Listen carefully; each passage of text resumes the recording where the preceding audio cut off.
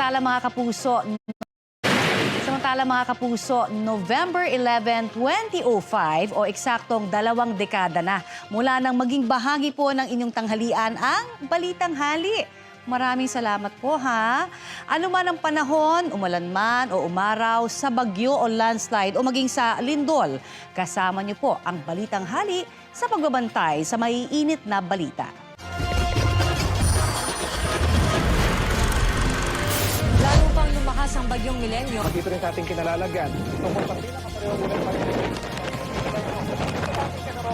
Paglamo ng lupa sa isang buong barangay sa St. Bernard, Southern Leyte, libo-libo katao pinangangambahang natabunan. Bilang ng patay dahil sa bagyong Ondoy, umakyat na sa 204 na po.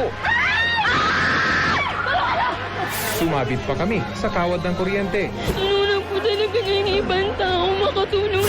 Hanggang ngayon, patuloy ang pag-aalboroto. Sa evacuation centers ng Noche Buena ang maililikas na residente. Ano ba ang mahalaga pag Christmas, Darlene? Basta po magkakasama ang pamilya. Bilang ng mga patay sa pananalasa ng bagyong Sendong, mahigit 300 na. 47 years na, wala namang bahang ganito. Aakyat pa ang bilang ng mga namatay dahil sa bagyong Pablo. Inabutan naming nakahanay ang mga bangkay. Panibagong malakas na aftershock, yumanig sa Tagbilaran, Bohol. Oh my God! Nagkaroon ng aftershocks. Wala po yun, wala po. Pag-asa ang dala ng Lubok Children's Choir.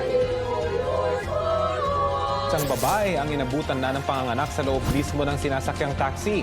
Sa kasaysayan ng mga bagyo sa buong mundo, ang Super Typhoon Yolanda ang ika-4 sa pinakamalakas. Di na po makita ang mapa ng Pilipinas. Matinding pinsala ng magnitude 6.1 na lindol tumambad sa iba't ibang lugar sa Luzon. Mga nagsuswimming naman sa isang resort na paahon sa lakas ng pagyanig. Nagngalit nga yung bulkan sa kapal ng usok at abo na ibinuga nito. Buong gabi tuloy-tuloy ang pagkidlat, lindol at ulan ng abo. Naramdaman na ang epekto ng bagyong Karina. Pinalakas din po ng bagyo ang hanging habagat. Ay, Diyos ko, Lord! Hindi nila inakalang bibigay ang mga bahay. Bagyong Christine, nananalasa sa maraming lugar sa Calabarzon. Tuloy ang pagtutok ng buong puwersa ng GMA Integrated News. Matinding pinsala at may mga buhay ding nawala sa pagtama ng magnitude 6.9 na lindol sa Visayas. Mainit na balita, niyanig ng magnitude 7.5 na lindol ang Davao Oriental. Kami ang inyong mga kasalo dito sa Balitang Hali.